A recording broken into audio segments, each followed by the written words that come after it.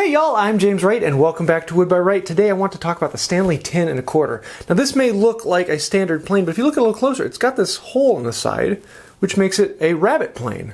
But it's almost shaped like a jack plane, so that makes it a jackrabbit plane. But then on top of all of that, the handles slide side to side. What's going on with this thing?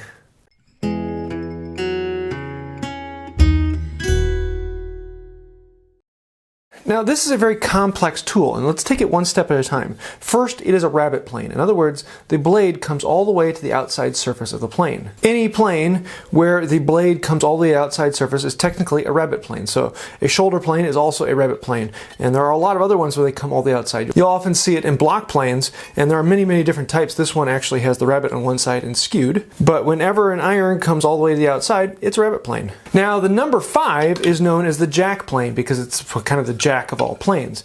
And because these are very similar in size, then this kind of became the Jackrabbit because, well, it's a rabbet plane, it's a jack plane, it's a jackrabbit. The Stanley number 10 Jackrabbit is 13 inches long. And then they came out with the Stanley 10 1/2, and that is actually closer in size to a number 4. I don't have a 10 1/2 to show you, but if you imagine this exact thing just a little bit shorter, that's what it is. And then they came out with the Stanley 10 1/4, which is what this is. And this has the option of making the knob in the front and the tote in the back swing side to side. What in the world would they want to do that for? Because it is a rabbet plane, we can create rabbets. And because it's a very large rabbet plane, we can create very large rabbets. And so you see here, this can take off a lot of material really quickly over a wide area. So what? It can do rabbets. So can a lot of other planes that are cheaper and easier. It might be a wider rabbet, so it can do bigger rabbets. But if it's a one-trick pony, why would you want something like this? The other thing this plane has is it has little spurs. These are knickers that you can loosen up and rotate them. And what these will do is these will cut the fibers before the blade gets to them. So if you loosen up the screw, you can pop these out, rotate them around, and then lock them back down. And now you have a spur sticking out that'll let you get in closer when you go cross grain. The problem is if you go cross grain without the spur, you're going to get all this crazy tear out. And that's just because the blade is coming in and scooping out all the material. Everything on the side here just lifts up. So what I can do is flip around to the side that has the spur on it, and as that blade comes through, it's going to slice the fibers ahead of time. So when the actual blade comes through behind it, it will actually follow in and scoop them out without creating much tear out. So you can get that nice clean shoulder line when you use a spur. Well, so what? Other rabbet planes have spurs on them. What makes this one any better?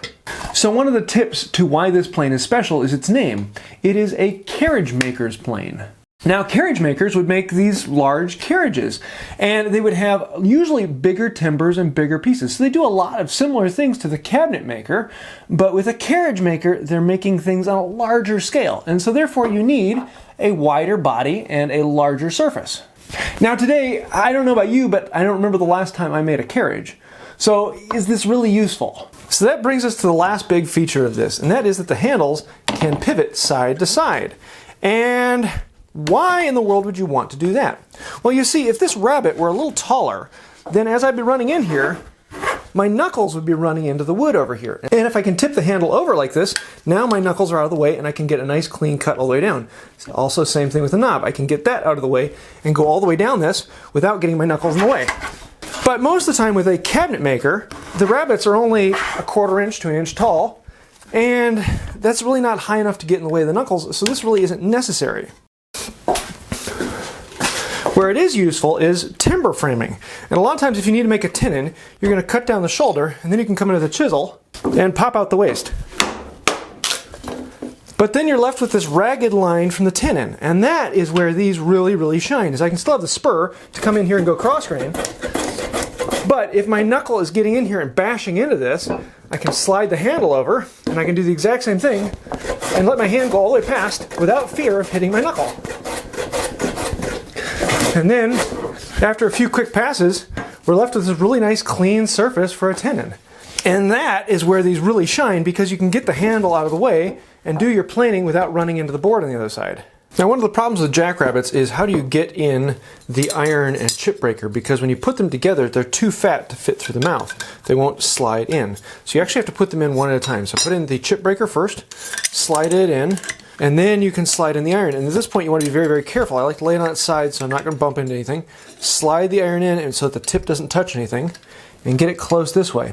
And then we can turn this all around and put in this screw, which is another little difficult thing. So you can see it's a little bit more fiddly to take this apart to sharpen it every time. So then we can screw this down and slide our chip breaker to the spot we want. And I want to keep the chip breaker a little farther away than normal, so I'm going to have it about 1/8 inch or so away from the tip. Open this up, tighten this down, keep everything nice and clean, and then we can lock it down. Then once we have all it together, we can set that down, make sure it's in place, put the lever cap down, lock it in place. Then next time it's in place, I want to make sure that the iron is sticking out flush with the side. Some people will get a straight edge and make sure that everything is copacetic. Some people want it to stick out just a little bit, just like, you know, a 1/64 of an inch. I find that to scratch up the sidewall of the rabbit a bit more than I'd like. So I tend to keep it just perfectly flush, and it's where I like it. Keep in mind, the iron is actually wider than the body. So if it's flush on this side, it's going to be sticking out on this side.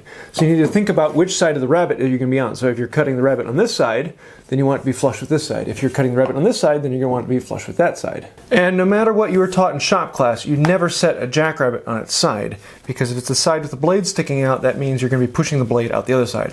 Always set a jackrabbit flat on its sole. So all that being said, should you run out right now and buy a jackrabbit or a 10 1/4 like this? And the answer is no.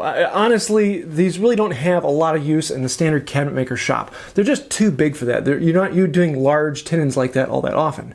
Now, every now and then, it is really useful. And just like with a compass plane, you don't use them that often, but every now and then it comes around, it's like, ooh, that would be nice to have.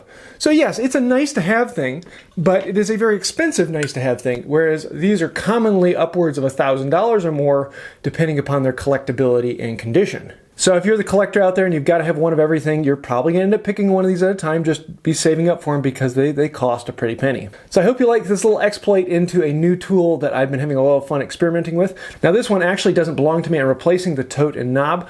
So if you want to see videos on that, I just put out a video on the knob, and I'll have a video for the tote coming out later this week. And this is a lot of fun to work with. And it is one of those toys that is a joy to play with, but it's not really necessary unless you're going to be doing a lot of timber framing. In that case, this is a phenomenal tool to have on hand. It makes things a lot easier to be able to get your knuckles out of the way and do long, big rabbits. I hope you like this talk on a particular tool. I'm going to be moving most of these tool talks over to the second channel, Wood by Wright 2. This channel will be more about the artistic videos with just the music and watching things being done. And I'm going to be moving all of these talking videos over to the second channel. As soon as I get the bed done, we'll be doing that. If you did like the video, please hit like, comment, share, subscribe, ring the bell. Thank you. That really does help out the channel, and that means a lot to me. Also, I'm on Patreon, or you can become a member and click the join button down there, and that helps out the channel and keeps us growing. So I think that's about it for now. If you do have any questions, let me know down below. And until next time, have a wonderful day. Dad joke in the dark. A police officer radios back to the station and says, guys, I got an interesting problem here. A woman just shot her husband for stepping on a wet floor that she just mopped. The station radios back, well, have you arrested her? He says, no, the floor's still wet.